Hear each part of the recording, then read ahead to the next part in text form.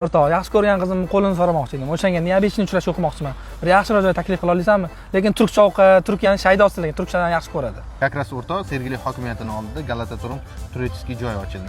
Baliqlarni, ovqatlarni yamlaming, shapir-shupir qilib yutaverasizlar. O'sha qova. Menga qarang.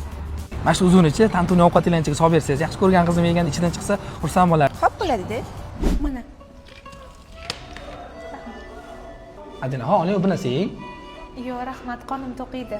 Oling, hech bo'lmasa tantuniydan yeb ko'ring. O'zbekistonda hech kim qilmagan, faqat Galatasarayda qilishadi. Yeb ko'ring. Mayli.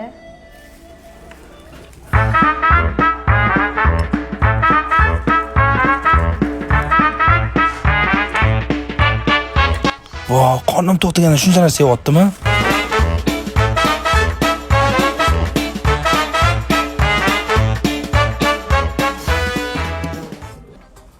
Yeb bo'ldingizmi?